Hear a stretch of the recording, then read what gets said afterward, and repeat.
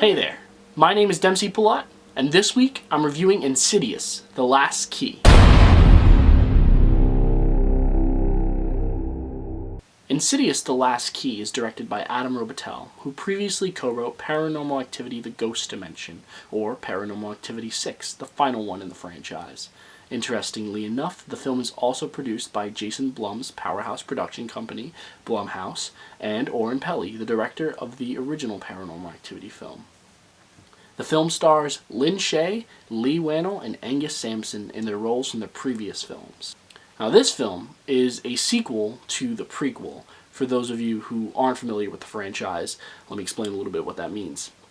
There's the original Insidious, then there's Insidious Chapter 2, which is direct sequel. Then Insidious Chapter 3 kind of goes a little bit back before the very first movie, and this one kind of bridges the gap between the last film and the very first film that came out.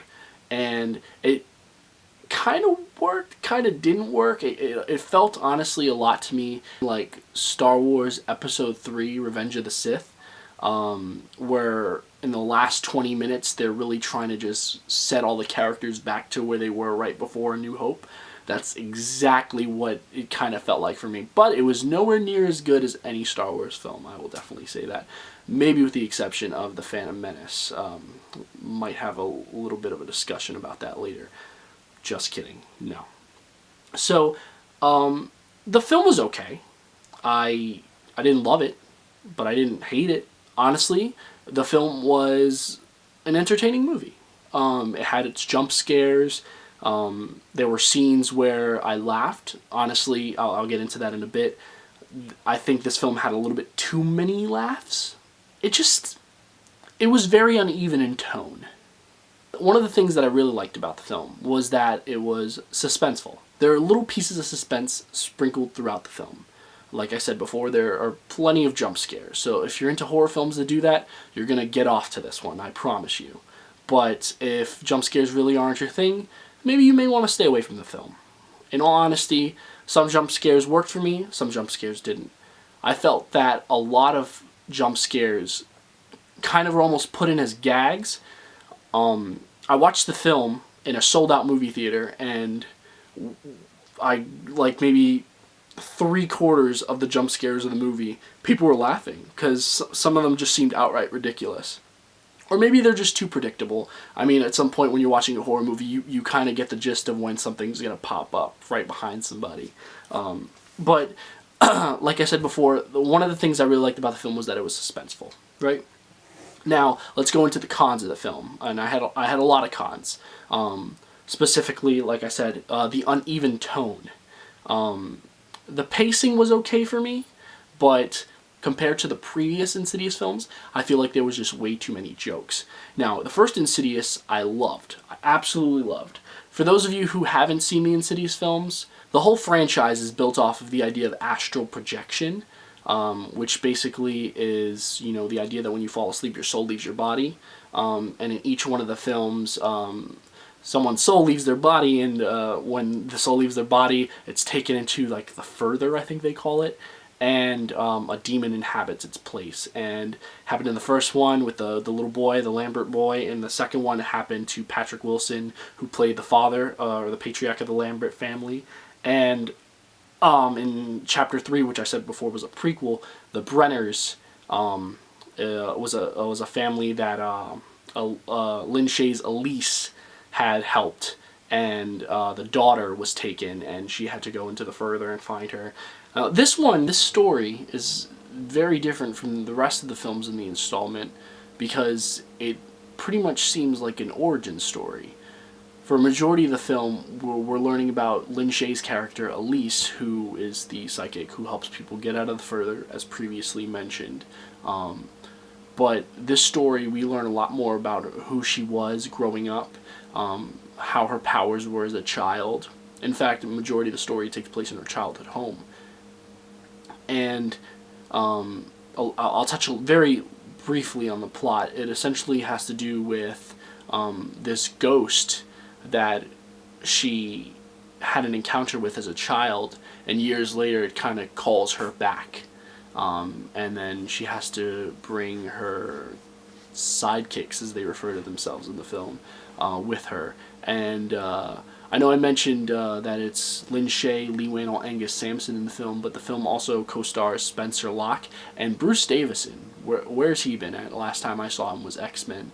But yeah, he has, I guess you can call a role, but it actually feels a lot more like a cameo. And that's a little bit more what I want to go into about the film, is that we get a lot more characters who we're supposed to care about, but we don't really ever want to care about. A lot of the problem that I had with this film was that it's this story where the stakes are essentially supposed to be high because it's about a character that we've come to know a little bit from the previous films, but they don't feel high at all. And a lot of that goes hand in hand with the buildup of the creature as well, which I believe they coined Keyface. It's the creature in the trailer with like the 5 keys on its fingers.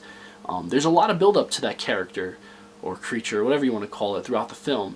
And when we finally get to see it, it's kind of like, oh, okay, that's it. Okay, it's different than, I would say Jigsaw in Saw, just to use another James Wan property, or even Freddy Krueger or Jason in the Friday the 13th films, where a majority of the film we get like inklings of what the monster is, but here it's like when we finally get to see it, it's like, oh, okay, this film does not leave a mark on you.